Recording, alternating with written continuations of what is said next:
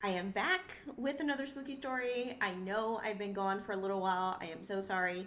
Life stuff was happening, nothing bad, just really a lot and just hard to kind of get back into things, but doesn't matter. The point is, we are back and I have a spooky story for you guys today. This story was submitted by someone who says that she had an imaginary friend growing up. But now that she's looking back, she's not so sure that her friend was actually imaginary. Let's just get right into the story. I always hear stories from parents about their kids' imaginary friends, but I never hear stories from adults about their own imaginary friends from when they were kids. I used to have an imaginary friend named Mimi. I was about 5 when she first appeared. The first time I saw her was when I was playing alone in my room with my Barbie. I accidentally shook her too hard, which sent her head flying off her body and landing underneath my bed. I reached under to grab her head, and when I sat back up, Mimi was standing right in front of me. Even though I was confused about why there was a strange kid in my room, Mimi and I started talking and eventually became friends. She told me that she was 10 years old and a student at my school. She had long, stringy red hair, blue eyes, and a blue dress that always looked a little dirty. I remember she never wore shoes. Even in the winter time, she was always barefoot. We were together all the time. She'd help me draw, build forts, and even sit next to me while I ate. But she didn't like it when I played with anyone else. If I tried to, she'd whisper in my ear that the other kids were mean and that they didn't really like me. Sometimes when other kids came near me on the playground, she'd glare at them. I could feel her anger, almost as if it were my own, except it wasn't. By the time I started second grade, I didn't really talk to anyone but Mimi. One day during recess, a girl named Emily asked if she could play on the swings with me. Before I could answer, one of the swings next to us started moving on its own, like someone invisible was sitting there. Emily yelled at me, accusing me of trying to scare her, and ran off crying. Other kids started laughing and ran away too. After that, I became the kid that no one wanted to play with.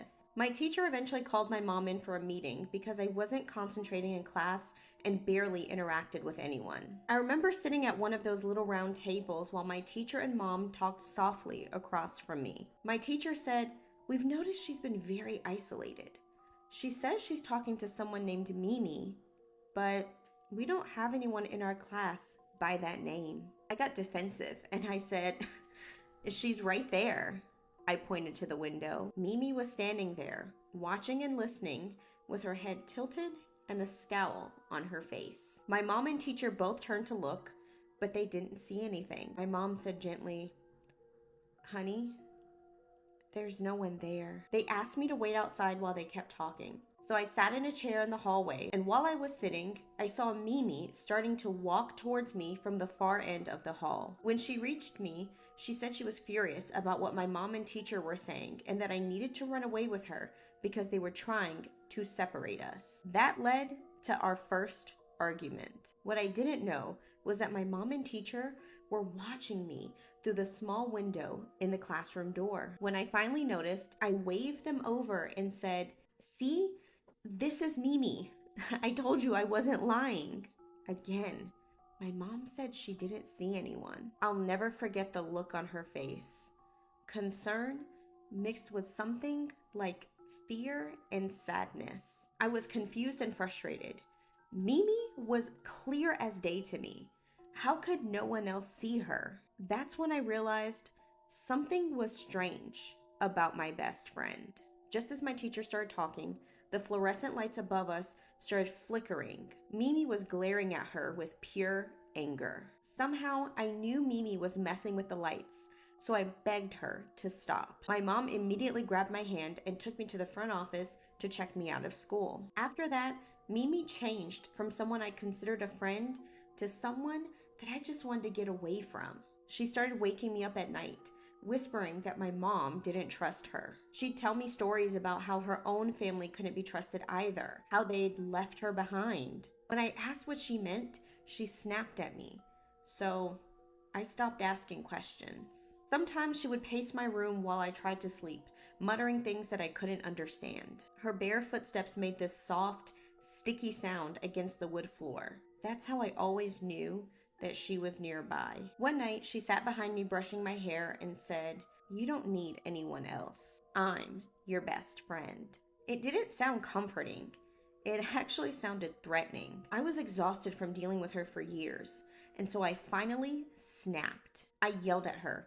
I told her that she was terrible and that I understood why her family abandoned her. She stopped brushing my hair and said, "You'll regret talking to your best friend that way." That's one of the last things I remember her saying clearly. After that, her visits became less frequent. One day, she was just gone. I grew up, went to college, and didn't think about her again until 5 years ago when I had my first child.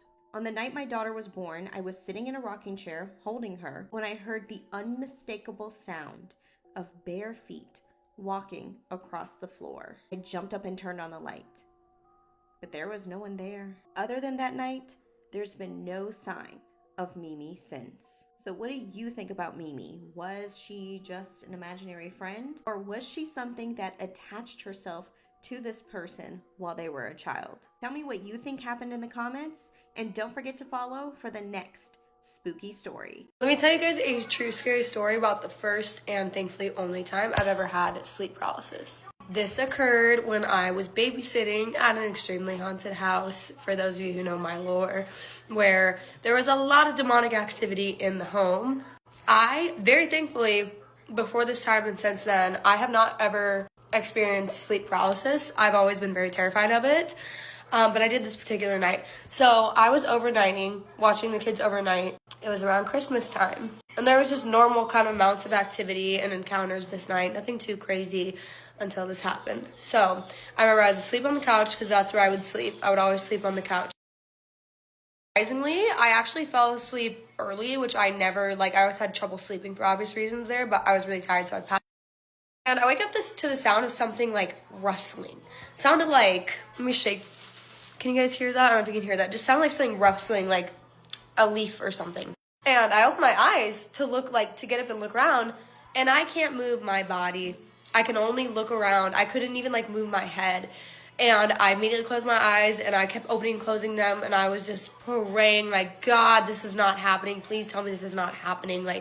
Instantly terrified because I knew what was going on, and it was something drummed out of a nightmare that I had feared, really my entire life. I hear a very low, rumbling growl coming from the corner of the room. I remember I shifted my eyes, and I could kind of see the Christmas tree is in the corner of the room. And this family had a big Christmas tree, probably 10 feet tall. They went all out for Christmas. They decorated their house. So they had this huge tree. And of course, they had a tree skirt. And underneath, the Christmas tree is all these gifts. There's a bunch of them stacked. This was very close to Christmas. And the way I was, looking with my eyes, the way they were shifting, I could see this tree skirt, but I couldn't see it that well because I couldn't move my head. So I could basically see the way when I woke up on my eyes, the bottom of the tree to kind of the middle top-ish, if that makes any sense. And I hear the growling again, and I'm so scared. I remember in my head, just relentlessly praying, God, please wake me up, please wake me up. I can't handle this, please wake me up, please wake me up. And I could not move. And I felt like I couldn't even blink. And I see something in my peripheral, right? Because I kept dodging my eyes from the tree to back forward, to the tree to back forward. And I look back over, I glance back over to the tree, and I see the bottom of the tree skirt is moving. I'm just fuck. And my eyes are pretty adjusted to the dark at this point, and the Christmas tree lights are on. So there is a source of light coming in the room, and I see these decrepit looking hands, or fingers, I guess it's a better way to put it. Slowly, at first I saw something coming out of the tree of the skirt, and I'm that's super weird. I really don't know what that is, because again, I'm stuck. And I slowly realize they're fingers, and they're just long, and they just keep slowly coming out of the tree skirt. And then I watched them retract back into, almost completely back into the tree skirt. But I can just see, it's the tip of the fingers is still sticking out. And I've never been, the feeling of being helpless and sleep paralysis has to be probably top 10 things for anyone, I would think, to go through. I can't tell you how horrendous of a feeling that is. If you know, you know. And then I just hear no more growling, laughing, deep, deep laughter, disembodied laughing, like definitely something that's very obviously not human. And then I can't see the fingers anymore. They're gone. Or whatever shape or shadow that I had seen. I can't see anything by the tree skirt. And I hear the rustling again. And I realize it's like the sound of the Christmas tree moving. And I just was so scared. I closed my eyes and I couldn't like get myself to open them. Then I heard the laughing. It sounded like it was getting closer. And so I opened my eyes, but right before I'm like, okay, I'm telling myself in my head, I'm not going to open my eyes and look back at the tree. Like, this is too spooky. So I open my eyes and I'm just looking up at like the ceiling, kind of like the corner ceiling, you know? And I see perched up on the fucking like wall, right? Like he's Spider-Man.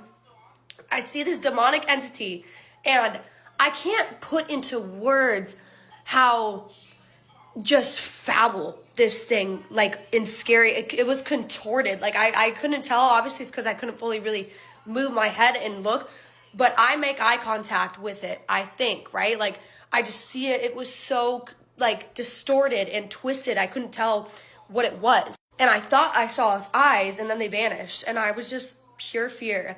Then I see this thing, I see an arm, right? Like, cause it's on the wall. Then it takes one of the arms off to the back of its head and it starts moving things and it starts pushing them. And I realize these are eyes. It starts pushing eyes to the front of its head. And they're just disgustingly moving. And I could hear like the sound of them like it was foul. It was foul.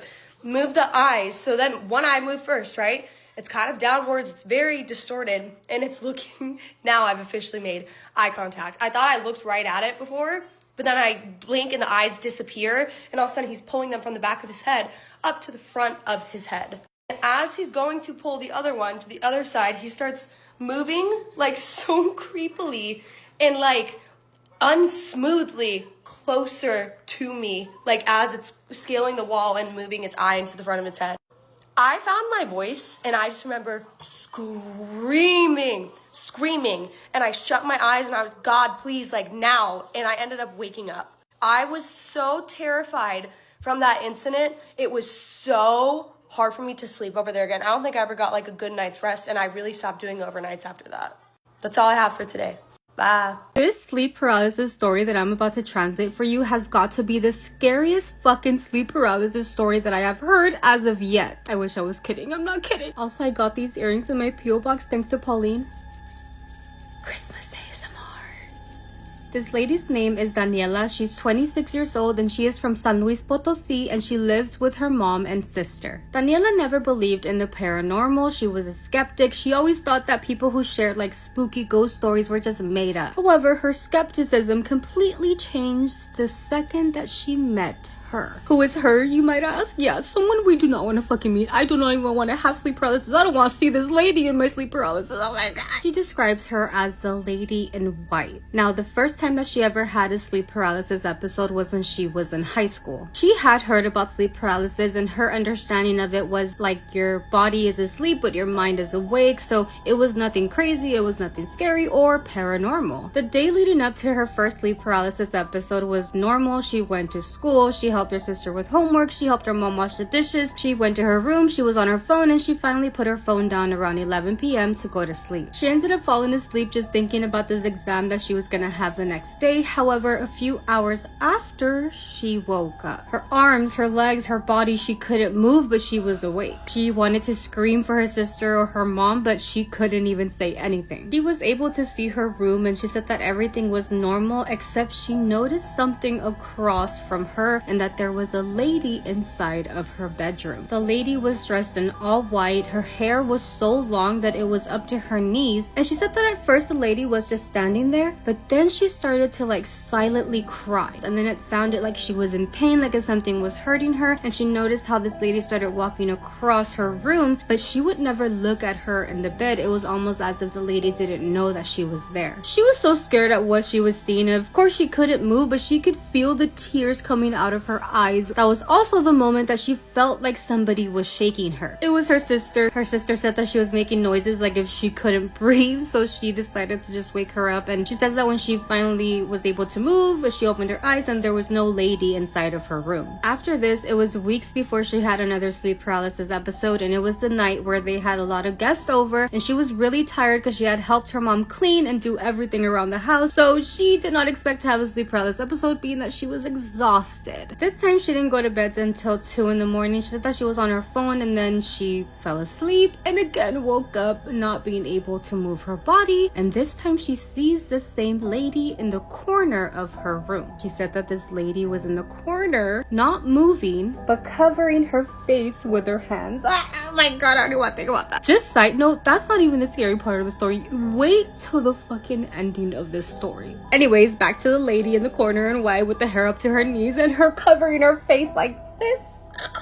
This time she could hear the lady breathing, and she was breathing hard, and even though she couldn't see her face, she knew that the lady knew she was in there. Like, she just had a feeling that the lady finally saw that she was in that room. She tried screaming again and again, nothing would come out, but again her sister ran into her room and woke her up. Her sister tells her, hey, I heard you like choking like if you couldn't breathe, so I woke you up again, I'm sorry. And she's like, no thank you, yes, keep waking me up if you hear that. Now she didn't tell anything to her sister about the sleep paralysis and the woman because she didn't want her to be scared, but that second sleep paralysis episode was a lot scarier than the first one she had. Now she says that her third sleep paralysis episode was even more strange. She had a good day. She had gone to the market with her mom, she had talked to her friends on the phone, and then she went to bed around 11 p.m. She went to bed thinking that it would be a normal, peaceful night. She again wakes up, sleep paralysis, she cannot move. This time the lady wasn't across the room or in the corner of her room. This lady was standing next to her bed. She couldn't see her completely, she could only see her with the corner of her eye. She could even tell that the lady's white dress was touching the mattress of her bed, and that long hair that was up to her knees was like above her bed. The lady wasn't moving, she was just standing next to her bed, very still. That is when she started to hear this lady say something, and she noticed that it was like this lady was praying, but in Latin. She said there were phrases that she couldn't understand, but they did sound very old. She felt when she got goosebumps and she wanted to close her eyes, but she couldn't even do that. Obviously she's not able to move, she wasn't able to do anything, so she was just there on her bed listening to this lady praying in Latin the entire time. Now her last and fourth sleep paralysis episode was the scariest one of all. Again, the day was normal. She had dinner with her family, they all watched a movie, and she went to bed close to 1 in the morning. She really didn't think anything would happen again, and she went to bed fairly quickly, and unfortunately she was awoken and frozen. She opened her eyes and there was the lady again, but this time she was just walking back and forth in her bedroom, crying like she had never seen her cry before. The way she was walking, it was almost like if she was looking for something. And then from one moment to another, she started floating. That lady's feet were not touching the floor anymore. She says that she could see her floating in the air, still crying, and that she saw that she was moving towards her bedroom door. She saw when she went floating outside of her room and in the direction of her mom's bedroom. That was the moment that the sleep paralysis episode just broke and she was actually awake. She could move again. She jolted out of bed, turned her lamp on, and she was breathing hard because of what she had just seen. At this point, she was sweating and her hands were cold, and she was just trying to convince herself that this was all just like a product of her imagination. That was the moment that she heard something that sent chills down her spine. She could hear from her mom's bedroom like if somebody was choking. She immediately gets up, runs to her mom's room, turns on the light, and she can see that her mom is asleep, but she is choking like she can't breathe. She started shaking her mom, trying to wake her up, until her mom finally opened her eyes. Her mom looked so scared, and all she said was, "Oh my god, I just had a really bad dream." Her mom didn't tell her anything else and just told her to go ahead and go back to her room, that she was okay. The following morning, they were about to start having breakfast, and that's when the mom, with a really surprised look in her face, tells her and her sister, "Hey girls, you're not gonna believe the kind of dream that I had in the middle of the night. I had sleep paralysis, and there was this weird lady with her hair up to her knees walking around my bedroom crying." I literally have goosebumps. Am I gonna cry right now? And then her mom says, "Wait, No, she wasn't walking. She was floating. Then all of a sudden, this lady went to the corner of my bedroom and then she just stayed there very still. She was just staying there looking at me. She was like gray. She had long hair. She had a white dress on. Oh my god. And then she would cover her face with her hands. She says that she was in shock. She dropped the cup that she had in her hand and tells her mom, I saw her too. They both just stayed there looking at each other silently without even understanding what the fuck had just happened or why the fuck they both saw the same lady in white. Ever since that time, ever since that experience, she does not believe that sleep paralysis is just something in your mind. Because how is it that they both saw the same person? They both felt the same way. She believes that in those moments of sleep paralysis, you may be able to see like a different realm that you would not normally see when you're fully awake. That was also the last time that they both saw this lady in white. I better not see that lady in white. Sometimes I have sleep paralysis and they're crazy. They're crazy. But I've never shared a sleep paralysis demon with somebody else. But what do you guys think? I think my best friend is haunting me. Spooky story time. A follower named Mike sent me the story and he said that in 2016, his best friend passed away suddenly in a car accident. They had been friends for a very long time and he took this very hard. He went into depression mode, as I completely understand, and his girlfriend even broke up with him because he was just so unattached from the world, from her, from literally everything. He wanted to start fresh, so he moved to a different city and he rented this house, small house, 1-bedroom house. He just wanted to just start fresh. With time, he ended up meeting some neighbors and they were very nice and they had 2 pet dogs. He said that sometimes they would have barbecues and they would invite him over, and he loves all kinds of animals, not just dogs, but he would try to pet the neighbors' dogs and they would be kind of aggressive. Not wanting to bite him, but they'd be kind of like looking past him or next to him. They would look at him, but then look next to him and kind of like, you know what I mean? He noticed this but didn't want to bring it up because honestly he said that it would just freak him out. Well, one day him and his neighbors, he didn't have any friends in the city, so him and his neighbors, they all decided to go walk at this big flea market. They're walking around, he's drinking a lemonade, he's looking around, and this woman approaches him and she claims to be a palm reader. She grabs his hands, she looks at it, she looks at him, she looks next to him, and she says, your friend says thank you. And Mike is like, what are you talking about? This palm reader tells him, he told me to tell you thank you. Now Mike is like, okay, what's going on? So he asks, who said that? And the palm reader is like, your best friend. And Mike's eyes are getting watery. He's like, okay, how do you know this? What do you know that I don't know? The palm reader said, did his girlfriend try to reach out to you and kind of hit on you? And Mike just stands back and he's like, yeah, like how do you know this? The palm reader is like, he's telling me to tell you thank you for being a true friend and being like, nah. Mike literally couldn't hold his tears back. He ended up leaving the flea market. He went straight home and he doesn't know what to think about a situation like this because he's never really believed or not believed in the paranormal. He's been very indifferent, but literally this exact thing happened. His best friend passed. A few months later, his best friend's then girlfriend was trying to kind of like holler at him, kind of be a little flirty with him, and Mike was like, excuse me, like, you were with my best friend? Absolutely not. So Mike is like, how was anybody gonna know this? Because he never mentioned this to anybody. He didn't want things to be weird. He didn't want things to be weird with the rest of the friend group. He did not bring it up at all. So how would this person possibly know that this happened? I believe in ghosts. I believe in the spiritual world. I believe in all of it. But do you think this is a coincidence? I don't think so. Thank you to Mike so much for sending me this story. If you guys have any stories that you'd like for me to read, please send them via DM or email because I'd love to read them. And I will see you guys in the next spooky story. Bye! This is why I don't read any stories about demons at night. I haven't even started the video and there's already stuff happening. So if you're new here, hi. I usually talk about some pretty scary stuff and I have an email where anyone finds this page, send me their ghost story. I get a lot of submissions and a lot of them are about ghosts and mimics and paranormal happenings like that. There are a select few stories where I genuinely cannot describe the way that it makes me feel. And for context purposes, I have done topics like this before, and I actually have talked about the very first story that I got about demons and a demonic entity being in this person's home. I have read the second scariest story that I have ever read, and I will get into why. And I'm going to sound absolutely crazy. I don't want to give specifics of this thing because it freaked me out so bad, and it had repercussions on my boyfriend.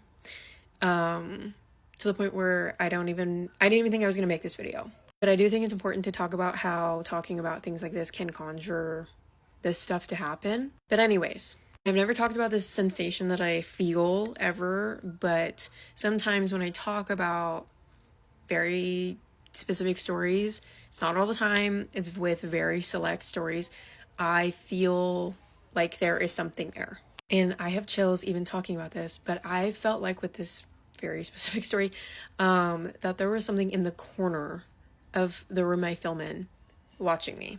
And I've had this feeling before. Sometimes I'm just psyching myself out. I know that. And I'll be very open about something. I get scared talking about certain topics because it just freaks me out. But I could not shake the feeling of, and I'm like looking over there, I could not shake the feeling of these yellow eyes staring at me. Now, not like glowing yellow eyes like a wolf, like, no, human eyes, but they're yellow, like bright yellow. And I've never, ever thought about that. I've never felt like that. And I've never thought about somebody with eyes that color. And after I was done filming, I literally, it was like it didn't go away. It was still there. I could still feel it. I felt like it was watching me still. So I called my boyfriend in and I'm like, hey, this is what's going on. I feel like there's something here. I feel like it's watching me, and it has these yellow eyes. And to him, seeing is believing, and we've talked about that before on this page. And he was like, you know, I see you. I understand why you're scared, but it's just a story. Like, until something happens to me from something, like, it's not going to scare me. And my heart dropped in that moment, and I said, don't say that. And to me, in my brain, the moment you say something like that, something will happen to you. So after the conversation, I took myself in, but I just cannot shake like why I was imagining this person with yellow eyes. So I just look up, I saw a woman with yellow eyes, blah, blah, blah, blah. And if you've been here a long time, then you know I do not believe in coincidences. And in this circumstance, it just fit too well with the whole demonic thing, the yellow eye. Like, no. I don't tell my boyfriend that. He comes to bed later on. Everything's fine. We normally don't sleep with all the lights off. I like to have a lamp on because I am admittedly scared of the dark. And in the middle of the night, I wake up to him choking. And it started off as like a cough. And I woke up from his initial coughing, but he abruptly sits up, starts gagging, stands up, and is hunched over, like trying to breathe and collect himself. I look at the time on my phone, just very curious on if I'm going to be able to go back to bed or not before I have to get up for work. 3 a.m.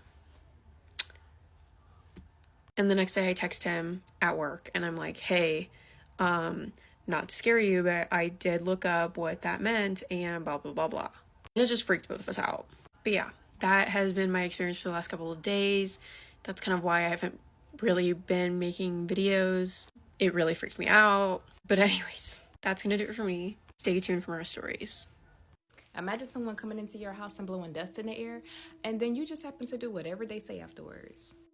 What's up, cousins? So yes, I am back with another story time. We ain't gonna waste no time, and let's get into it. For this story, we're gonna call him James. We're gonna call his mom Angie. Now, James ended up becoming handicapped because one night he ended up going to the club. Now, he did sit his drink down to go to the bathroom. When he came back, he drunk it, and just so happened someone dropped eye drops in his drink, so it caused a lot of complications with his body. So James around 25 at this time. So after everything happened with him drinking these eye drops and stuff like that, his mom ended up becoming his caregiver. Now, his mom is in her 50s. Whoever did that to James in the club with his drink definitely really jacked him up for life, because now James is in a wheelchair. So normally he's outside like parlaying with the friends that he did have left. So it wasn't uncommon for his mom to see like his friends pull up and just chit chat with him on the porch. Now, this particular day, a man approached James on the porch and just kind of like, having conversation with him, chit-chatting with him. His mama is thinking nothing of it. So the mom come outside. She greets the guy. The guy then asks if he can come in to use the bathroom. So as the mom turned around for him to walk inside and use the bathroom, he takes some dust and blows it in her house. So as he's blowing this dust all in her house, he's chanting something, but Angie cannot understand what he's saying. Now Angie feel like she just stuck. She can't move. She can't walk. She's just stuck. So the man walks up and he asks her where's her credit cards and her debit cards, and also asks her for the PIN for her credit and debit cards. Angie says she would have never done this ever, but she gave him her credit and her debit cards and also the PIN numbers to both of them. The guy ends up going to the ATM and withdrawing everything out of the ATM that he can get from her bank account. And he also went to some stores and used the credit card, maxed out her credit cards. So it took her a week to get out of the state that she was in and come back to her senses and realize what just happened, or remember what just happened, because she had lost her memory. She didn't know what had happened. She assumed that the guy that James was talking to on the porch was one of his friends. Whole time, James didn't even know the guy. The guy knew that James wasn't all the way there, so he befriended him just so he can get what he wanted from his mother. When she came back, she said she can still smell the odor that this dust made in her house. Now, she did go ahead and file a police report, but it was a little hard because she didn't have no camera footage outside her house or inside her house, and it was no footage of him even on the ATM withdrawing the money. She wanted to share her story to make this a message. For one, do not let anyone that you don't know in your house because you don't know their intentions. And for two, to stay alert and stay aware because you don't know who's watching you, who's watching your surroundings, and who you surround yourself by. And also keep protection at your house. Keep yourself protected. Keep your house protected because you don't never know people's intentions. You don't never know what people really feel about you. So that was her message to you guys. Again, if you guys have a story that you want to submit, you can submit it to my DMs or you can send it to my email, to the email that's in my bio. So until next time, enjoy this story. Ever heard of or been intrigued by the idea of astral travel or lucid dreaming? This is a very strange story that you'll want to hear. This came from someone named JP. It's allegedly true. He says he works in law enforcement, and he shared that fact about himself because he said he wants you to understand that he does normally not subscribe to the hippie or new age ideas, his words not mine, that are common when dealing with this kind of thing. And so far, the only person that knows what's really going on is his wife, who's the one that encouraged him to share the story.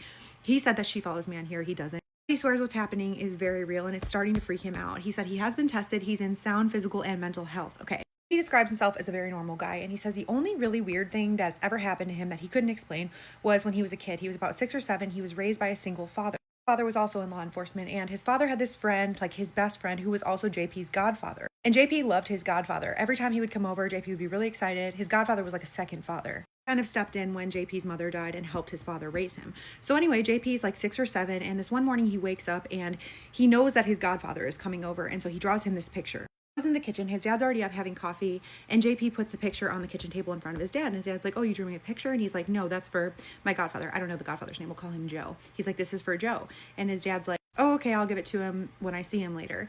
And JP's like, no, he's coming over, I want to give it to him now. And his dad was like, he's not coming over. JP's arguing back and forth with him, and he's like, no, he's coming over. Like, I know he's coming over. And he said at the time he didn't really understand how he knew he was coming over. He assumed like he must have been told that he was coming over that day or something. But as they're arguing about it, there's a knock on the door, and his godfather walks in. He's got like a dozen donuts or something, and he gives them to JP, and his dad's like, oh, I didn't know you were coming over. And he's like, yeah, I was in the neighborhood. I figured I'd grab some donuts and bring him over. JP's like, see, I told you he was coming over. But in retrospect, he found out that his godfather didn't plan on coming over, and his dad had not told him he was coming over. So that kind of struck him as odd, but he was a little kid. He never really thought about it much. He just figured he must have known, like, somehow that he was coming over, that it was said to him or something. JP said he didn't really think about this again until a few years later when he was 11. One night he was having this very vivid dream that he was sitting across the table from his godfather, and out of nowhere his godfather grabs his chest and he says, it hurts. And JP says, how does it hurt? And his godfather reached across the table and touched him on the chest. And he said, it hurts like this. And as he touched him, it struck JP as so hurtful that he woke up and he was grabbing his chest. He said he knew inherently that something was wrong with Joe. So he goes in his dad's room, he wakes him up, he says, something is wrong with Joe's chest. Dad wakes up, he's very confused. He's trying to assure JP that there's nothing wrong with Joe, and he gets him back to bed. But as JP's falling back asleep, he hears his dad on the phone in the other room, and he comes in JP's room and he says, Joe's in the hospital. He had a massive heart attack. He said, we have to go to the hospital now. Joe did end up making a full recovery, luckily, but he remembers his dad and Joe talking later on, like, how could JP have known? Asked him questions endlessly about it, and he just said, I just had a dream. Time goes on, and when JP is in 6th grade, he ends up joining the Gifted and Talented Education Program, which is also known as GATE. I've talked about that a lot before. JP did say he was always a good student, so it wasn't really surprising to him or his father that he was asked to join this program, and they just thought it was for accelerated children. But JP remembers doing a lot of exercises in which they were asking him, like, do you know the picture that's going to come next on the screen? And they would show him a blank piece of paper, and he would have to try to tell them, like, it's a monkey, or it's a donkey, or it's a dog. And then they would show him the picture, and they would analyze his answers. He said he also remembers having to drink what he described as a pink drink after some of these exercises. He ends up graduating middle school, going through high school, and at the end of high school, he is invited to go to a certain military school. I don't want to go into specifics, but he said he was sought out for this university. This program, I'm not sure which of the two it was, but after graduating from there, he graduated with honors, and he was invited to essentially test for one of the official alphabet agencies doing government work. And so he tests, and he actually does not get the job.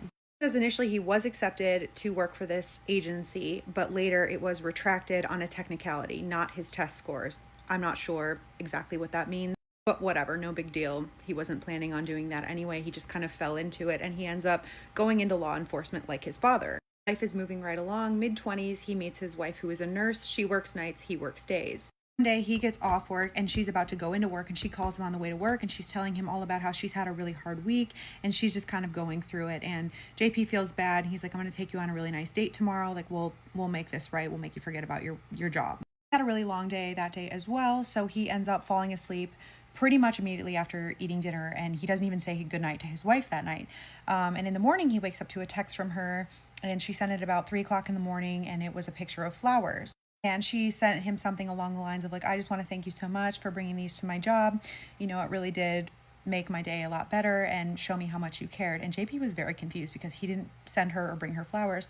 And so he calls her immediately after waking up, and she doesn't answer at first because she had gotten off work and she was asleep. But eventually she calls him back, and they're going back and forth, and he's like, I didn't bring you flowers. And she says, no, they said, you know, at reception or the nurse's station that he had hand-delivered flowers.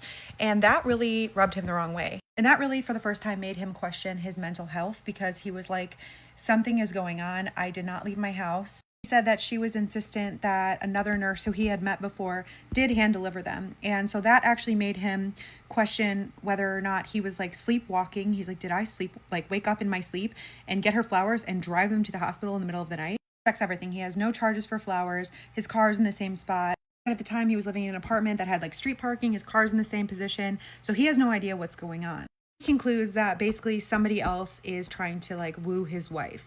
She doesn't know what to make of it. So she's like, yeah, I guess the other nurse just had you confused with someone else, but like, I don't know who else would have sent me flowers. He said it was very strange, but like, what else are you supposed to do? Year goes by. He ends up proposing to his girlfriend, and he ends up moving into her condo. Her condo is on the 3rd floor of this building, and across the hall is this elderly couple that his wife kind of looks out for. Take care of themselves, but they're this couple in their like early 80s, and she's always just kind of like making sure that they're okay, checking in on them and things like that. And so Joe's asleep one morning, his wife was off, and he said that there was a knock on the door. His wife comes in the bedroom, and she's waking him up, and she's like, can you come out here and talk to B? We'll call the old lady. Can you come out here and talk to B? And he's like, yeah. And so he wakes up, he's very confused. He comes out, and B grabs his hands, and she's like, I just wanted to thank you. She's like, you really are my guardian angel. I cannot tell you how grateful I am that we live across from you. And his wife is like, B, tell him why you're thanking him. He looks at her very strangely, and she's like, well, he knows why I'm thanking him. And she's like, no, tell him why you're thanking him. And B's like, for coming over last night and telling us to turn off the burner.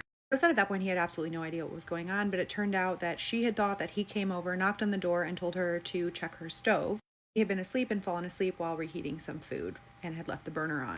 Joe said he didn't want to freak her out, but after she left, insisted to his fiance that he had not gone over there. And she said, I think you need to go and get checked out. At this point, they were fully convinced that he was sleepwalking. And so he goes, he gets a sleep study done. Takes a week off work to do it, and during the sleep study they are testing for brain activity, eye movements, and muscle tone, and they do conclude that he has what's called REM intrusion, which is REM features bleeding into other stages of sleep, but it doesn't really explain sleepwalking, and there's no indication that he has narcolepsy or that he's waking up at all in the middle of the night. It doesn't really solve anything for him, although he just thinks this must have something to do with it, and they kind of conclude that Joe must have just woken up and not remembered to tell B to turn off her burner, although they still can't really explain how he knew her burner was on. It's been 2 years since the B incident, and a year ago, his first son was born. 2 months before his first son was born, he had an unusually vivid dream about Joe, his godfather, and Joe came to him and said, "I'm not going to be around for your son, but I need you to pay attention to what you're seeing in your sleep." And he said it was so vivid, he woke up. And a month later, Joe passed away from another massive heart attack. He was obviously devastated, but since that night, he said he dreams in binary code. He said he has not had any other indicators of being anywhere else while he's been asleep. The vividness of the dream in which Joe came to him and told him to pay attention to what he sees in his sleep really is unnerving to him. He said his wife has been urging him to get more into meditation to try to understand what's going on. As he said at the beginning, he's had physicals, he's had CAT scans. Nothing abnormal, nothing weird going on. That his wife has gone down the rabbit hole about the GATE program because she's convinced that it wasn't a program for gifted children, but extraordinary ones. And although there's no proof it was ever put on by any kind of agency, she's not convinced otherwise. And that's how she stumbled across my videos. What's craziest is JP's story is not unique. I've gotten a ton of stories, and you can find a lot of other people talking about similar type experiences on forums online all over, but no stories are verified, so it's really hard to say if there's something to this or not. I am working on putting together another compilation video, I've done one already, about these types of stories so you can kind of compare the differences. Let me know what you think. If you were in the GATE program, I want to hear from you. What do you remember? I don't know if JP will see the comments, but his wife certainly will, so let her know if you have thoughts, and if you have a story that you think nobody would believe, please send it to me. We would love to hear it. So people think that black magic only destroys enemies, but what they don't tell you is that it comes back eventually through your own bloodline. I am back with another spooky story, and I'm just gonna warn you right now. You may not want to watch this one at night. So we're gonna call the person who submitted this story Nandy. So Nandy says in her family, there's a rule that has been passed down very firmly. And it is that you never mess with the dead. And if you do, the consequences are yours to face alone. Well, Nandy had an uncle, though she never really considered him one, but by blood, they were uncle and niece. He was deeply involved in all forms of black magic and rejected anything that had to do with church, God, the Bible, etc. Now, Nandy's grandmother, on the other hand, was completely God-centered. Whenever those two are in the same place, it felt like a battle between an angel and a demon, and this wasn't a secret. Everybody knew this. So Nandy's grandmother knew that she couldn't change her son. However, she made it her mission to protect the grandchildren. She swore that none of them would ever have anything to do with the things that he practiced. However, grandma failed to protect one child, although she never stopped praying that God would keep her safe. What made this all more painful was that her grandmother never met this child. She never even seen this child's face. So that child was the uncle's firstborn, a daughter. He hid her so well that no one truly knew what she looked like. Only a few adults in the family even knew she existed. No one spoke about her. There were no pictures of her anywhere. Even the mother and younger sister somehow had never seen her. So much so that the younger sister grew up believing that she was the firstborn. And to this day, that girl doesn't know that she has an older sister. Now, the real firstborn, nobody knows her name. Only a few adults in the family knows. Now, back to the grandmother. While her husband was still alive, the grandmother bought a piece of land and guarded it fiercely. After her husband's death, she continued to protect the land. The second the uncle found out about that land, he became restless. He wanted to sell it immediately, by any means necessary. Now, the grandmother knew his intentions, but refused to give it to him. Actually, she planned on giving the land to her second son. That uncle could not stand the idea that that land was going to go to someone else. He fought for it for years. He performed countless acts of black magic. People died, and he still couldn't get the land. Well, when spiritual attacks failed, he turned physical. He would attack the grandmother repeatedly, physically and emotionally. She was an old woman, clearly not as strong as him, but she refused to give in. And despite everything he did, he could not harm her spiritually or socially. So during this ongoing battle over the property, remember the hidden daughter? Yeah, she winds up passing away. And that's when a few people finally learned that she ever existed. Her burial was worse than death itself. It was done in secret, as though she never even lived at all. So 1 year after the daughter's burial, the grandmother dies from an illness. So on the day of the burial, the mother, uncle, and first son all get into this terrible confrontation. The uncle says some unforgivable things to the mother, which even made her cry. The grandmother was buried on a Friday, and it is their tradition to go to church before and after the burial. So they went to church that Sunday. Well, guys, during that service, the pastor called her second uncle aside and warned him, told him to build a house far away from the grandmother's home. He told him that the first son was going to try to claim the property by any means necessary, and that if he failed, he would unalive him either physically or spiritually. The second uncle said there was nothing he could do. The pastor warned him again to think about his family before making any decisions. Honestly, you guys, this story is so long and y'all see my face. I'm tired and I gotta get to work soon. This story actually did break my heart, like knowing how it ends. Wow. So you guys, y'all know the drill. Y'all gonna have to come back for part 2. And the creepy search and rescue stories just keep rolling in. This next story is really creepy. It's number 11 from Rob, and the story that he tells actually is from his buddy that we're calling Tom, who is also a fellow search and rescue officer. So Tom was out with a crew doing a recon for mountain lions because there had been a report of a lot in that area. Their job is to scout out the areas where the mountain lions are seen. That way they can warn people and close off trails to ensure safety. So at this point, it's about dusk, and Tom is currently alone in a very densely forested area of the park. And then all of a sudden, Tom hears the sound of a woman screaming in the distance. But as many of you may know, mountain lions can make that very sound. It sounds like a woman is being brutally unalived. And while this sound is extremely unsettling, it is not abnormal. So Tom radios back and lets them know he has heard one. He also said he's going to keep going a little further and see if he can figure out where its territory had started. And while he did so, he did hear it scream a few more times, and he was able to get a general understanding of where the territory of this thing was. So Tom is about to head back, and then he hears something else. He hears a very loud scream, and this time only yards away from him. So he just immediately starts very swiftly walking back towards Ops. So he is just hustling back because the last thing he wants to do is get mauled by a gosh darn mountain lion. So as Tom is making his way back, he can hear this thing screaming behind him, following him. So at this point, Tom has broken into a full-on jog. It's just a constant screaming. And he said that when he was about a mile away from Ops, the screaming all of a sudden halted.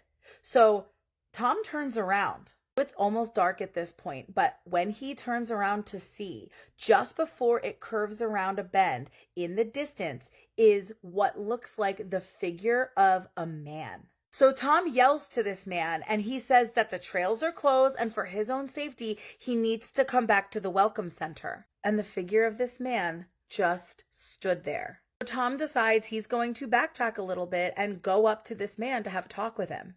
And now here comes the really creepy part. Once Tom got about 10 feet away to this man, he said that the man took what he describes as an impossibly long step towards Tom, and then leans in and just lets out that same horrible scream that had been following him for all of that time.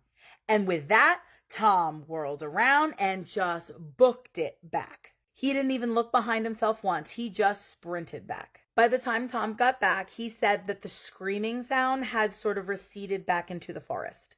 He also said he didn't tell anybody about it. He just reported that, yes, there were mountain lions in the area and that they would need to close the paths until the animal was located and removed. Oh, that one is so freaking creepy. Let me know what your thoughts are in the comments, and stay tuned because there are more creepy search and rescues to come. Do you believe in vampires? Because if you do not, this story may change your mind. So the person who sent this in is a nurse, and so she needs to stay anonymous because it was one of her clients. So I'm going to call her Bailey. Bailey used to work as a caregiver about 10 years ago. She's from El Paso, Texas. Now there are a lot of farm-like towns surrounding El Paso, Texas, and one of them is called Fabens, Texas, and this is where this occurred. So she gets a job in Fabens, Texas. Texas. And she goes out to this house with her boss and a coworker because her boss is introducing them to the client. So they show up to the house, and when they show up to the house, it's the son-in-law, the daughter, and the client. She said that immediately when she walked in, she just felt incredibly uneasy, and she looked at the daughter's eyes, and the daughter's eyes were like very dark. And she was talking to the son-in-law and the daughter, and while she's talking to them, she looks over and she notices that the client is just staring at her. And when I say staring, I mean she felt like he was, her exact words were, staring into my soul. He made me incredibly uncomfortable. She also said that his eyes were even darker than the daughter's, and that the son-in-law just had normal eyes. So they're in the middle of talking, they get done with the introduction, and she said that the son-in-law looks right at her and says, "Please stay safe. If anything happens, please call me. And I mean, if you need help in any way." So she was kind of like, okay. She kind of just brushes it off and she leaves after she's done with the introduction. She's supposed to come back at 9 p.m. She shows back up at 8:45. When she walks into the house, it's the daughter. Just the daughter is there and just the client. And the daughter tells her that there's a baby monitor and that she'll be using that baby monitor to be keeping an eye and an ear out for the client. Now, the baby monitor was like right above where the daughter was standing. And she said that while she was talking to the daughter, she happened to glance up at the baby monitor and she could not see the client in the baby monitor. So she just assumed that he was either in the room somewhere else or he was not in the room. So the daughter gets done with talking to her and she's like, okay, I'm gonna go to bed around 10 p.m. and that's when you can kind of start paying attention to the baby monitor. And so she's like, okay, bet. So the daughter goes to bed around 10 p.m. She's looking at the baby monitor and she still cannot see her client. So she gets worried. So she goes and checks on him. So the baby monitor was facing directly at his bed. So she had a full view of his bed. So she walks into the room, she opens a door and she nearly jumps out of her skin because she sees that the client is laying in bed. So she's kind of just like, oh, you scared me. And she, makes sure that he's okay and everything. And then she goes back to the baby monitor and she checks. And again, she cannot see the client. So she's like, what the hell is going on? So she walks back into the room and this time she faces the camera so that it's directly on him completely. And then she walks back out of the room. She goes back to the baby monitor. She checks the baby monitor again, still nothing. So she's like, you know what? This camera must be defective. Like, I'll just listen for him. So she finishes her shift that night and she comes back the next night. The next night, the same exact thing happens. She looks at the baby monitor. She cannot see him. She walks into the room. He's in bed. So she's like, what is going on? So she's like, okay, whatever. It's got to be broken or something. So she just goes back out into the living room and she just relaxes. And then she hears something. She hears boom, boom, boom. Like someone is walking around in the client's bedroom. She's listening for a second and she's like, there's no way he's up right now. And then she starts to hear this whispering sound, like this light whispering sound, but she hears it, like it's clear as day. So she's a little freaked out, but she has to go check on the client now. So she goes back into the room, she checks on the client, he's in bed. So she walks back out in the living room and now she's freaked out because now she's hearing stuff. She can't see him on the baby monitor and she's wondering about like the eyes and all this other stuff. Her head is just racing. Then suddenly she hears this scream come from the bedroom. The client is screaming.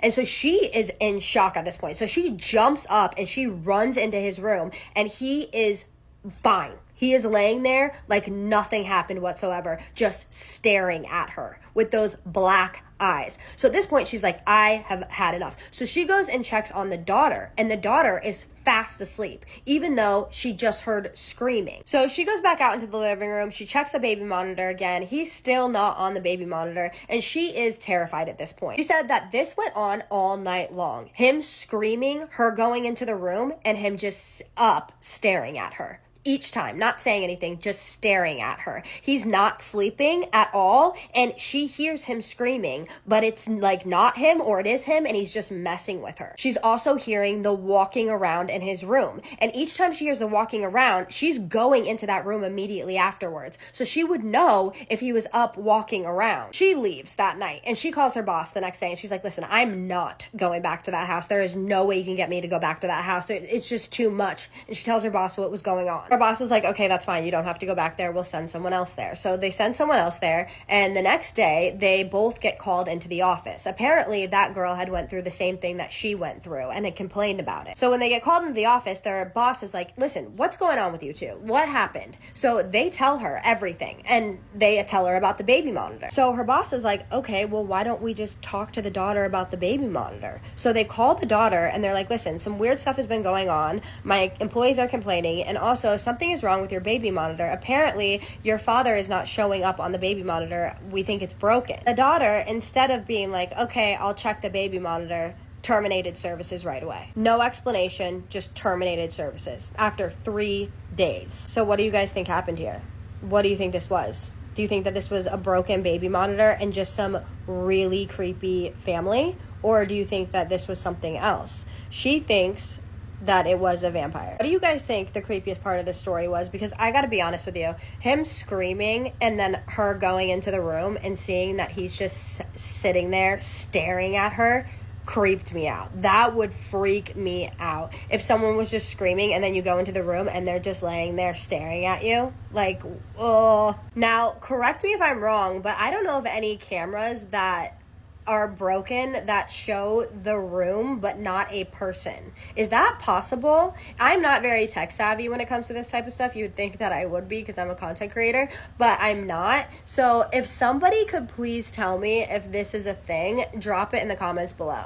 This is the reason why you should never ever hang your clothes outside to dry at night. I did, and what happened to me will shock you. Story time. So I'm actually very busy, and I've been warned never ever to hang my clothes outside to dry at night. But because I'm super busy, I always end up finding myself having to do the washing, hanging them outside at night so that they will dry during the day. My mum kept on telling me that I need to stop doing this. Even the neighbors told me I need to stop doing this, but I never listened. I said that nothing will happen. It's just clothes. They're out there and nothing will happen to them. Then, until this night, I hung my clothes. I went to bed. Then I woke up to go to the toilet. After using the toilet, I came back to go to my bed and I could hear sounds. It was like footsteps. I wondered who it could be at that time of the night. So I peeped through the window. Then I saw something very shocking, a dark figure. Something I have never ever seen before. At first I thought I was dreaming. I thought I was just seeing things. But I actually rubbed my eyes very hard and I checked again. What I saw next shocked me. Tell me why the dark figure I saw reach out to my pants. I'm talking about my underwear. Not my top, not my skirt, not my dresses, but my underwear. It grabbed it. Then it turned around and looked at me as if it saw me. I panicked and I hid. When I looked back again, the figure disappeared. It wasn't there. The next morning, I woke up to feeling really strange. I started feeling weak. I started developing lumps down there in my vajayjay. Then it followed by this disgusting discharge and smell. It was super awful. I had been to hospitals. I've done all sorts of tests and everything comes back as normal. They said they cannot find anything wrong with me. Then I told my mum about it. She said she warned me, but I never listened. So she decided to take me to a pastor. The pastor prayed for me. Nothing happened. No changes. So my mum decided to take me to a herbalist, a healer. As soon as we stepped foot in the healer's hut, he shook his head. He said I did something I shouldn't have done. Hello and welcome back to a series of spooky stories, The Haunted Tea Spill, featuring the cute necklace and bracelet set. In my opinion, this could be unisex. It's cute either way. Cute for men, cute for women, gender fluid, all of the above. It's a win-win. Don't forget to like, share, and comment on this video and check out the link that is in my profile right now. Someone that I know personally is needing help moving out of her current house. She is having to do it on her own. Her husband is in a treatment facility. You can go read the story, look at the pictures of the house. There's holes literally everywhere. They are not in great shape. You can help her directly by donating to that link. If you are not able to donate, all you have to do is like, share, comment, and get this pushed out into the algorithm, and maybe it can get to someone who can. Now to the story. Last year, something happened at our yearly family reunion, and I haven't been able to stop thinking about it. It was at my aunt's house, the one with the big porch and the woods right behind the backyard. The reunion was packed with every cousin, every uncle, every loud voice talking over each other. Why do people have to do that? I just don't understand. I get overwhelmed easily, so after dinner, I slipped outside just to breathe. Valid. Family. you know? I remember standing on the porch trying to ground myself. The air was heavy and still, like even the crickets had gone quiet. That's when I felt this sharp crawling sensation, like someone's eyes were on me. I thought maybe one of my cousins had followed me out, so I turned, but nobody was there. Just the trees, dark and crowded together. That's when I saw it. At the edge of the woods, between the trunks, something tall was standing there. Its shape was all wrong. Its frame was too long, too thin, with arms that reached almost to the ground. Oh no! I feel like I know what this is. I feel like we all know what this is. Ooh! It didn't move, but I swear it was leaning just slightly forward like it was trying to see me better. Couldn't make out its face, but its head tilted like it knew I was watching back. I bolted inside. I didn't even close the door. I just needed to be around people again. People, you know? Fuck that. And for a little while, I convinced myself that I'd imagined it. But then the lights started flickering. First, it was just the overhead bulbs buzzing, flashing like they couldn't make up their minds. Then snap. Out. Everything went dark. You know that silence that falls when everyone realizes at the same time that something's wrong? The younger cousins clutched each other, and I swear I could hear my own heartbeat. And then those eyes, glowing red, watching through the window. Not one pair, but three. It had leaned close enough to press its face against the glass. We all saw it. Every one of us young ones. My cousin Matt swore that he saw claws scraping against the frame, but I just remember the eyes, burning, unblinking. Then the lights came back and the window was empty. We screamed, we cried, we tried telling the adults, but you know what they said? I feel like we know what they said. That it was just the shadow. Bitch, do shadows have red eyes? I don't fucking think so. Do they? No. That kids spook themselves too easily. But here's the thing. Later that night when we all piled into the guest room together because none of us wanted to sleep alone, every cousin, every single one of us admitted we saw it. Not just me, not just Matt, all of us. And not one adult. Tell me, how does something like that choose who gets to see it? Who knows? The adults never believe the kids, you know what I mean? Or it's one of those situations like they all want you to not acknowledge it, and then you find out later on that what you actually saw was real. And they saw it too, you know what I mean? Which is also like, Anyway, rated on a scale of 1 to 10, 1 being least scary, creepy, spooky, 10 being the most. You don't have to if you don't want to, you know, it's your prerogative. Are you looking forward to spending time with your family this Christmas? Are you spending time with your family? Are you doing Christmas gifts or are you doing a craftsmas? Because in this economy, you know, same. Anywho, I'll see y'all at the next episode. Stay spooky, friends. The time that my grandfather actually tried to unalive me with voodoo. So this happened for one reason and one reason early. My grandfather, who I've actually known to be a kind person to me later on, I'm talking about later on, when, you know, like I started growing up and then my parents thought like it would be nice for me to spend time with my grandfather because I didn't know him growing up, you know, and you know, apparently he was always nice to me up until my mom, you know, told me this story of how he tried to unalive me by using voodoo. My mom came from a very small town in Benin, and she was very poor. And the only possible job that she can get is to be a maid, you know, at someone's house, you know, to be a servant. And lucky for her, this person was a family member who actually lived in Port-au-Prince. So her mom, you know, sent her, you know, to Port-au-Prince, you know, for her to make some extra money and have a home and be a grown-up for herself. She was around 17 around that time, you know, like pretty much a teenager. And she happened to live across, literally, like, she was separated, you know, like from my dad's house, you know, my dad's father's house, literally by a gate. And so that was her only neighbor, pretty much. But my dad's upbringing was a little different. His dad was actually a very successful beekeeper. So he had like the biggest like honey farm, and you know, like if you want honey, this is natural honey, this is the person you go to. He was very successful. So they had money. You know, they had properties, they had lands. So the people who actually took my mom in, you know, and made her the maid of the home, you know. And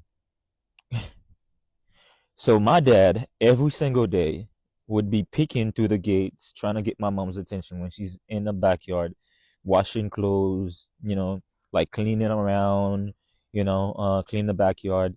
And, you know, like she was ignoring him at that point until one day he decided, I'm going to jump the gate and see if I can get that lady, that girl's attention even closer.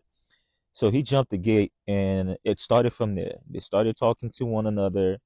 And keep in mind, my dad's upbringing was different. He was the little rich boy, with his dad with a successful business. And then on the other side as well, it was the same thing, but my mom was the maid, so she was always poor.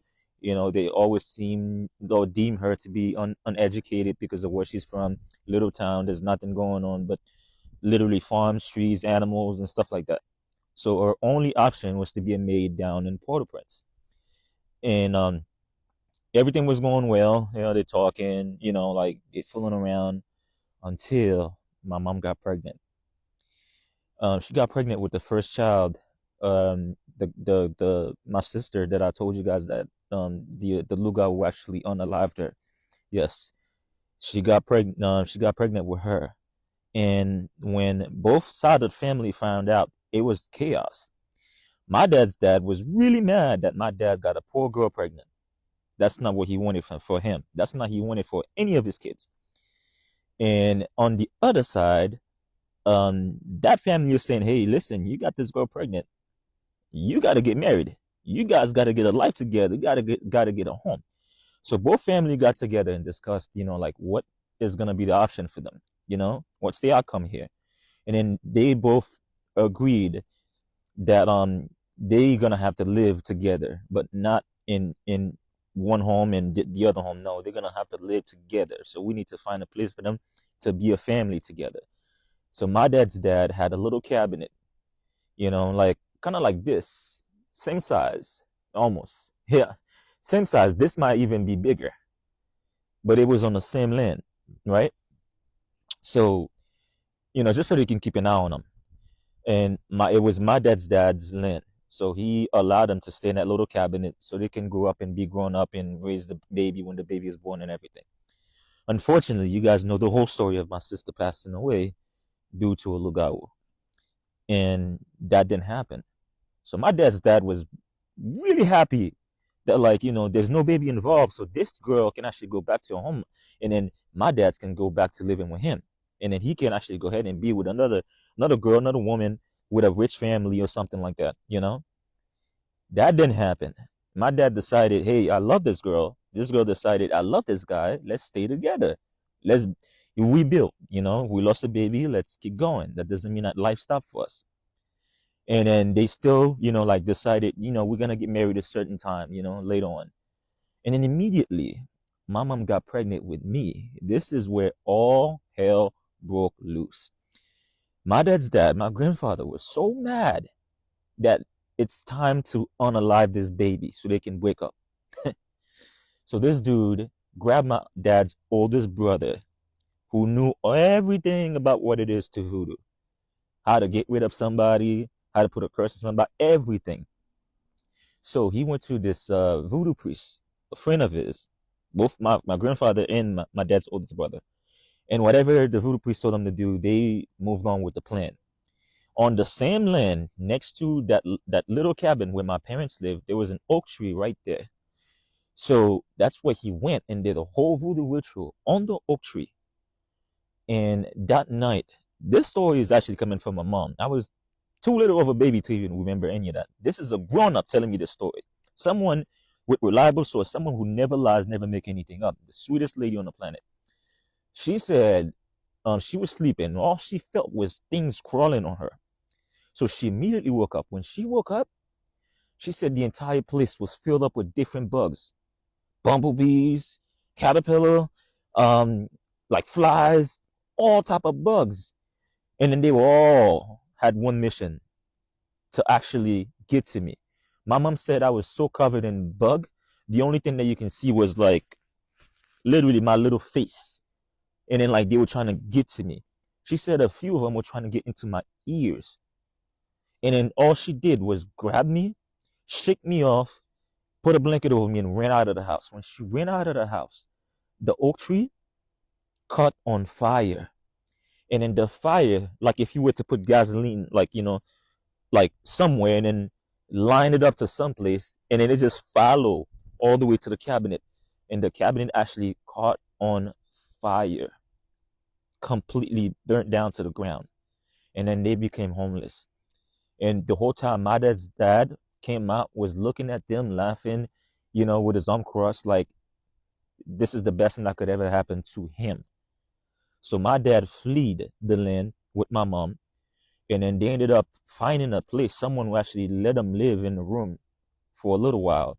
We ended up having my other sister while my dad is actually working, paying for school, keeping food on the table for us. And then he ended up like finding a place permanently, and then we moved there where they ended up having my other sister. And to that time, actually, my dad never had like a steady relationship with his dad.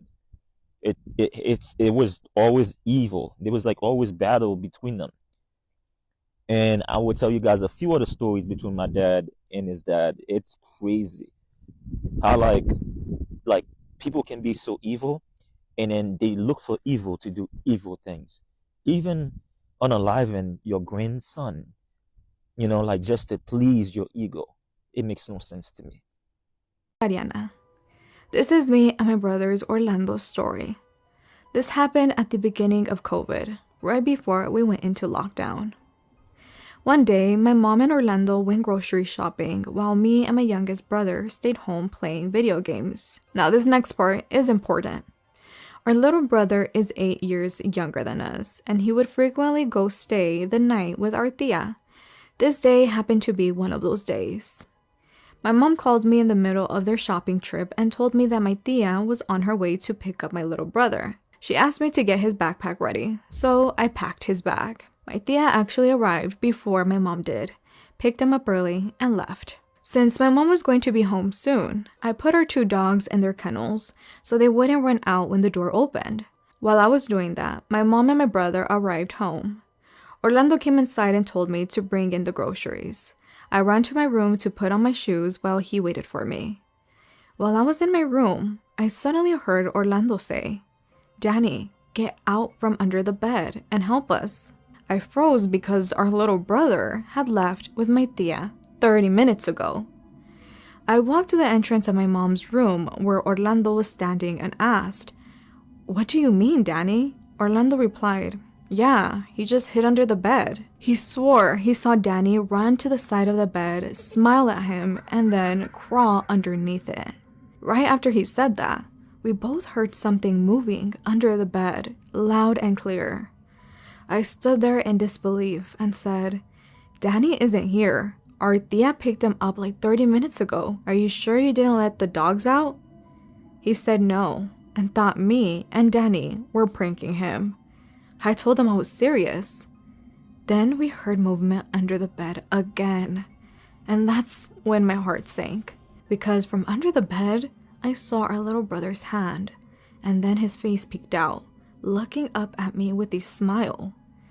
Then whatever it was, giggled, and went back under the bed.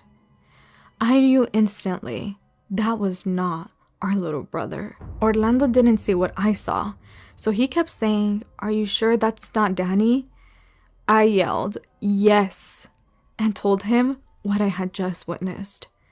He could tell I wasn't joking and ran to get a flashlight. When he came back, we both looked under the bed. Nothing. Completely empty. Orlando was pale. He told me that when he walked past our mom's room, he saw the shadow of a little boy. When he looked back, he saw what looked exactly like our brother, staring at him, before giggling and crawling under the bed. Our mom walked in asking why we were taking so long, and we immediately told her everything. She believed us and was just freaked out as we were. We always had paranormal things happen, but this one was one of the scariest. You can't make this stuff up. Might have known the story of real-life boogeyman. My mom was apparently holding out on this lechuza story time. When she was about 5 years old, she encountered 3 of them. She grew up in a small little town in Colombia called Las Palmas. The house that she grew up in had a huge yard with a bunch of different trees. At the end of this yard, there was a large river. My grandmother always told her never to go out there past a certain time. I think the latest she could be out there was probably like around 6 or 7, because once it started to get dark out, things started to get scary. Around that little town, a lot of legends were going around of people just going missing in that back river, or they would find bodies of men that would go out there to like drink and party, and then without any sort of explanation pass away. The legend was that these unfortunate men would get lured into the water by like the voice of a female calling them in, and once it would go in, there would be no more. On this day, my mom was out there later than usual when she started to hear what sounded like little kids playing in that river. Not really thinking of what time it was or what my grandmother had told her, she decided to go out there and try to figure out who it was because she thought maybe it was somebody she knew. As she's getting closer, she notices that it's getting darker, and now the kids like laughing and playing around starts to sound like an old woman laughing and like talking with each other. It sounded like several old ladies talking to each other. Before she had a chance to react and like realize what my grandmother had told her, the three ladies noticed her. But the three ladies weren't three ladies. She said there were three giant turkeys. Literally like human-sized turkeys standing there just like looking at her. My mom says she doesn't know how she gathered the courage, and mind you, she's like 5 years old. She ran. She turned around and ran as fast as she could back into the house. As she's walking, she can hear these ladies literally like taunting her and like trying to grab her.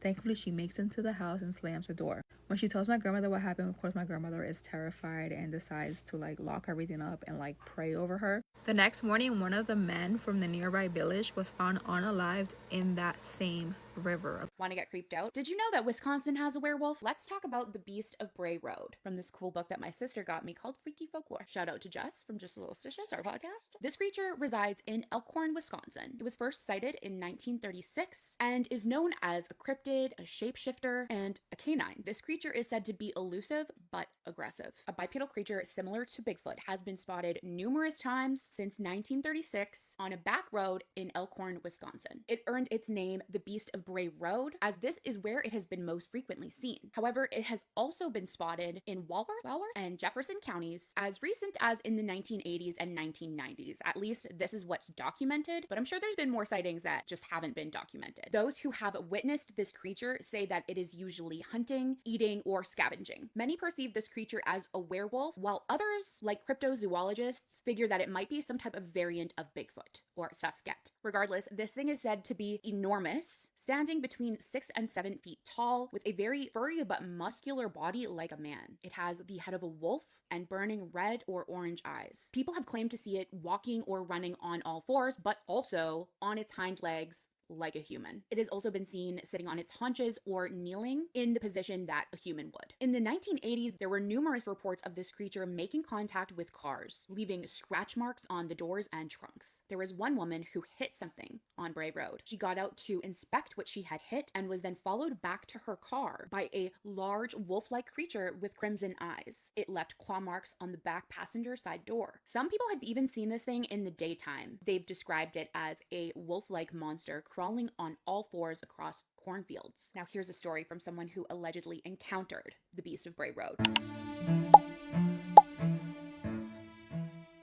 Want to get creeped out? Did you know that Wisconsin has a werewolf? Let's talk about the Beast of Bray Road. In the 1980s, there were numerous reports of this creature making contact with cars, leaving scratch marks on the doors and trunks. There was one woman who hit something on Bray Road. She got out to inspect what she had hit and was then followed back to her car by a large wolf-like creature with crimson eyes. The long country road stretched endlessly into the night, shrouded in darkness. Bullfrogs croaking in chorus hinted of a nearby pond or lake, the only sound breaking the eerie silence. Julie gripped the steering wheel tightly, her knuckles turning white. Panic rose in her chest as she glanced at the fuel gauge. The needle had dropped to E. Her car sputtered and died, the engine giving one last wheezing gasp before falling silent. Son of a, she swore under her breath. I would have sworn out loud because I'm not classy, but good for you, Julie. She was alone, stranded in the middle of nowhere. As Julie peered out the window, a shape in the ditch caught her eye. A large, dark figure was crouching on all fours, obscured by the shadows. It was eating something. The wet, tearing sounds reached her ears. Julie froze in place, her heart pounding. What was that thing? It seemed human-like, with bulging muscles under matted fur. But the head, it had a wolf's snout and jagged teeth, dripping with blood. The creature looked up, fixing its gaze on the car. A menacing growl rumbled in its throat as it prowled toward her, advancing with an animalistic lope. No, this can't be real. I must be hallucinating. Julie fumbled for her phone with trembling fingers and dialed 911, choking back a sob. The dispatcher's voice grounded her as the creature circled her car, snarling. Stay calm.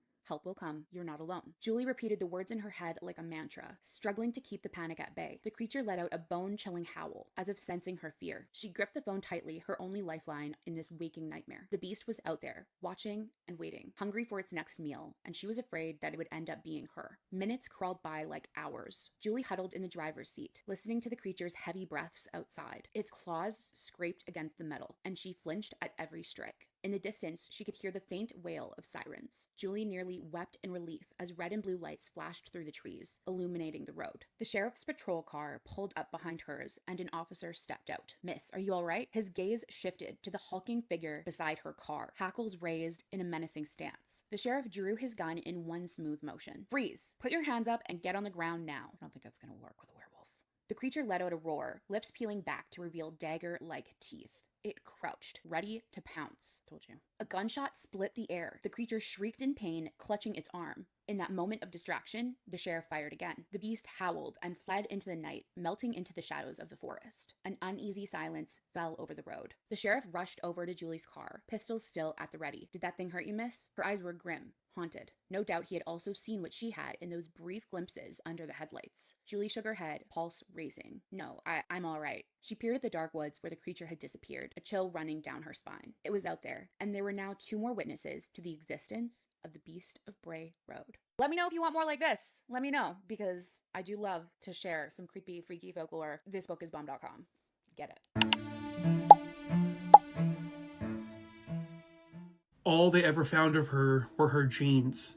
Hello, true crimerers. This is the case of Misty Copsey. Viewer discretion is advised. This story takes us to Puyallup, which is located in Washington State. Misty Copsey was born on March 10th, 1978. Misty and her mom had a very close bond.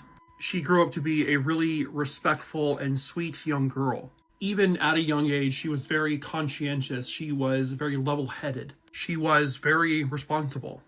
But one day she vanished, and it is believed that sadly she is no longer here. It was September 17th, 1992. Misty would go to the Puyallup Fairgrounds. She went there with a friend. They were going to have some fun, hang out, and they did just that. And then when it was all said and done, they would begin their journey home. The plan was for Misty to take the bus home, which is something she did all the time. There was an 8:40 bus that Misty was supposed to catch, but unfortunately she missed it. So she actually calls her mom. Her mom was at work. Her mom worked with Alzheimer's patients. She says, "Mom, I missed the bus. Can I get a ride from Ruben Schmidt?" Ruben was an 18-year-old friend of Misty's. Mom said, "Absolutely not. You are not doing that." Ruben Schmidt was not someone that her mom liked. So Misty said, "Okay, Mom, I won't get a call from him. I have other friends I can call." And the mom said, "Okay, so find out who you're getting a ride from and then call me back to let me know." And she says, "Okay, Mom, I'll do that." The mom never got a call. At first, her mom was like, "Oh, she probably got a ride from Ruben and just didn't want to tell me that. We'll deal with that later." Her mom, Diana, rushes home after work, expecting to see Misty. Misty is not there. She calls 911 to report her missing that night.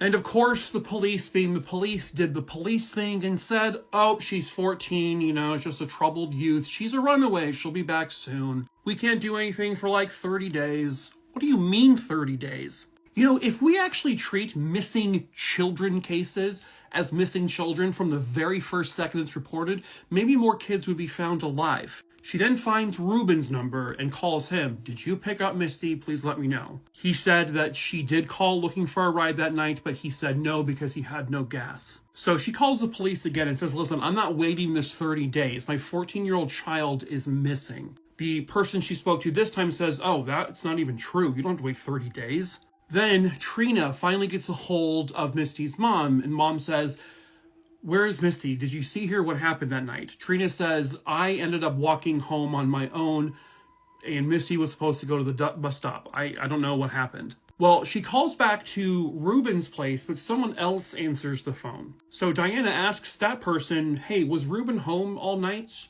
And the person on the phone said no, because he and his uncle went to pick up Misty that night.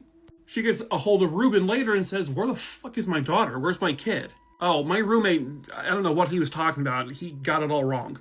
Meanwhile, the police are still kind of dicking around here, like they're not going, guns a-blazing. Well, eventually, Misty's mom hears from a bus driver who says he swears he saw Misty near a bus stop around 9:20 p.m. that night, but did not get on the bus. And again, police are still just so nonchalant. It literally took weeks for police to start actually investigating this. On February 7th, 1993, a group of searchers found something concerning. A pair of jeans was discovered. When Misty's mom saw them, she knew right away they were Misty's. At some point they did testing on these jeans and they actually did not find Misty's DNA. They found the DNA of an unknown male contributor, though, but that has never matched anyone. The search continues, but still they're just not finding anything else. Meanwhile, Ruben Schmidt is being considered a suspect at this point, or a person of interest, but they don't have anything to arrest him with. They don't have Misty's body. Then a man named Corey Bober comes into play. He's oddly invested in this case. He thinks he knew who the Green River Killer was. He's friends with serial killers. He predicted Misty's disappearance. It's all very strange. And that got people to thinking he was involved in Misty's disappearance, but he denied that.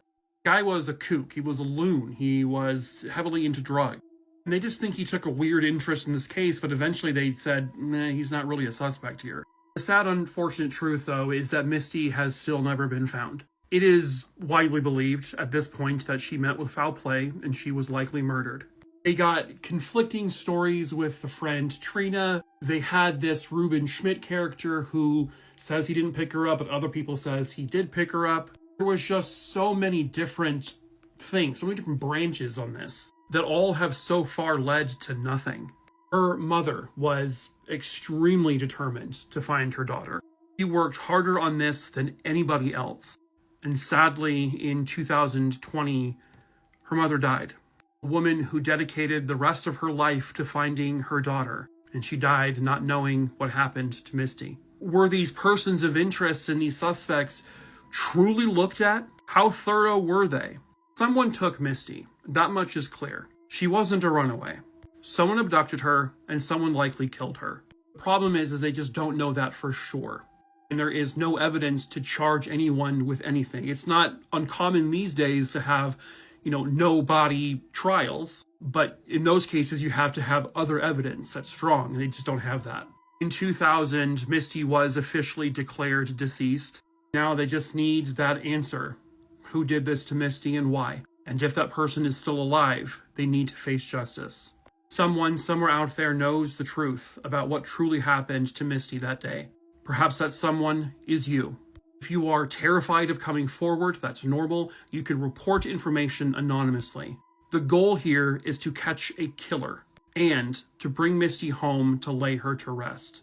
If you have any information on this case, you are asked to call either 253-841-5415 or 253-591-3337. Weird spooky Christmas stories. Found this story on Reddit. This story is from user Knives Out 21. It was Christmas morning when he was 16 years old. He and his siblings were opening up their stockings because that was tradition in their home to do that first. And then they heard loud 3 knocks on their front door. His dad goes to the front window, looks out, and sees no one standing on their front porch. So he decides he's just going to open the door to see what it was. And they find this little black cat laying on their threshold. Looked like maybe it had gotten into some kind of fight. It was injured. It had red fluid coming out, and they could tell that he was feral. He wasn't fixed. So they took him to the vet. They got patched up. The cat ended up being fine, and they gifted this cat to their next door neighbor. What was weird about this is there were no footprints or no signs of anything having come up to the front door. It was perfect snow outside of their house and in the front yard. There was no human footprints. There was no fluid in the snow from the cat having tried to come up. And then also a cat can't use a knocker. So about 4 or 5 months later, the neighbors tell them that they were woken up by this cat loudly howling. It was basically screaming, and it scared the heck out of the entire family. It turned out there was a fire in their garage, and the cat was warning them. They said had this cat not woken them up in the middle of the night, their entire house would have burnt down. Because the cat woke them up. There was very minor damage, but they said there was a lot of flammable chemicals in that garage. They said after that, the cat's name was Clark because they named him after Superman. The story is so cool because to me, I'm like, this cat showed up out of nowhere. There was no evidence of where it had come from, even though it was bleeding and there was some injury. And then months later, this cat saves this entire family from basically being engulfed in a house fire. If you don't believe black cats are familiars, I hope you do now. Let me know in the comments what you guys think or if you've had an experience like this. I think it's absolutely wild that a mud sample was used to help find a missing couple and solve the case on what happened to them. This is Derek and Eileen Severs. They are a wealthy retired couple and they live in a small village called Hamilton, 2 hours outside of London. This village is near Rutland Water, which is one of the largest man-made lakes in Europe, and it's a very popular vacation spot. And the Severs lived in a home known locally as the Bungalow. November 13th, 1993 was the last time anyone saw the Severs couple. Derek was at a pub. He left the pub about 3:30 and told everybody he was going home. Eileen was very well known in the community. She was involved in a lot of charities, and that day she was last seen at the church after a charity event. She said she was going home as well, and that was the last time anybody had seen her. After 5 days, when the Severs had missed a scheduled appointment, friends called the police. So they went to the Severs' home, and their 37-year-old son Roger had answered the door. According to Roger, his parents were on a holiday in London, so he agreed to let them search the home. There was no signs of a struggle, didn't seem like anything had happened, but their friends knew something was wrong. The Severs would always tell somebody if they were going somewhere, even if it was a friend or even the neighbor. The neighbor would sometimes look over their garden if they were away. And it was very unusual for Roger to house sit because he was a big disappointment to his parents. He was unemployed and was kind of a con man. He told one of his ex-girlfriends that he was a gynecologist. The investigators went back to the house and they noticed in the backyard it looked like it had been excavated, and also the garden there was a fire that had recently been there. Roger told the police that his parents went to the Peterborough train station, and that's when they went to London. But they showed the picture of the Severs to all of the employees and regulars that rode the train, and no one had seen them, and there was no sign that they even made it to London. Police are suspicious that foul play was involved, so they went into the home to see if they could find any blood. They went to the bathroom and they found dark spots near the bathtub, which turned positive to be blood, but that does not mean that a crime had occurred. Possibly someone could have cut themselves. But they did notice in Derek's vehicle that they did find a blood smear on one of the back seats, and also there was a blood smear on the garage door. They also found a lot of green fibers in the home, in the hallway, also in Derek's vehicle, and also on a pair of Roger's trousers. And it did not match anything inside the home, so this item is missing. In the fire ashes, they did not find any human remains, but they found small pieces of carpet and also clothing. Police get a break in the case. There was a strange event that occurred right before the Severs went missing. So there was a man out in an isolated area called the Exton Avenue Woods, and this man matched the description of Roger. Roger told the officer he was just relieving himself and collecting samples for the garden, but he believed this man was really acting suspicious. So they went to the area where the officer had saw this man, where he was collecting leaves, and they did find a bloody towel that matched the towel from the Severs' home. But without their sample of blood, they are not able to determine whose blood that was. So there was an investigator looking at the photos they took of Derek's vehicle, and he noticed something off about the dirt that was on the tires and underneath it. This dirt was a lighter color. Now, if this was dirt from a normal road, it would be darker in color, and they realized it was lighter, so they decided to bring in a geologist to examine this dirt. The geologist looked at the dirt underneath the microscope, and he found tiny bits of vegetation mixed with leaves, moss, and grass, and also found some fishing line. He also found over 20 types of pollen, which included oak, elm, and hawthorns, but then he also found a pollen that he's never seen before. This pollen was from a tree that is not common in England. It actually came from a horse chestnut tree, and these are native from Asia. This type of pollen is very heavy and most likely not to float through the air, so most likely it would just fall straight down to the ground near the tree. So obviously Derek's vehicle had been near one of these trees. Geologists gave 5 different locations where these trees are located, so at first they looked at the trees near their home, but they did not find anything there. So eventually they went to the woods that were near the lake, and upon searching, one of the investigators took a stick and found a soft spot in the dirt, and that's when they eventually found Eileen and Derek's body. And when they found their bodies, only a few feet away was that horse chestnut tree. Severs were wrapped in a green blanket, and the fibers did match the fibers found at the home and also on Roger's trousers. They also found roof tiles on top of them to help stabilize the grave, and these roof tiles matched to the Severs home. Police are convinced that Roger is the one that unalived his parents because he was struggling financially, and I don't believe that they were going to help him out. So what had happened is that Roger came home, was talking to his mom in the kitchen. They had an argument. She went into the bathroom. He came and followed her, took a blunt object, and hit her 8 times in the head. Then he wrapped her up in that green blanket, then dragged her to the kitchen. That's why they found the fibers in the hallway, and then eventually took her body and put it in the trunk of the car.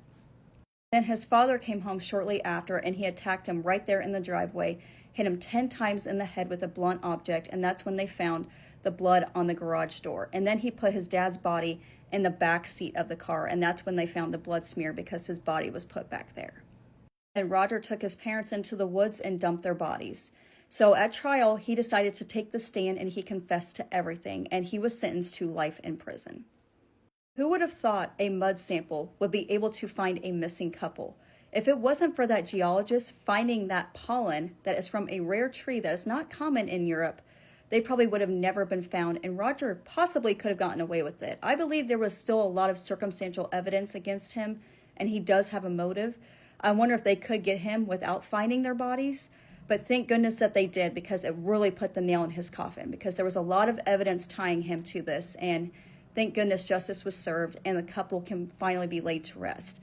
But let me know what you guys thought of this in the comments. Thanks for watching. I love you all. We'll see you in the next one, and please take care of yourselves.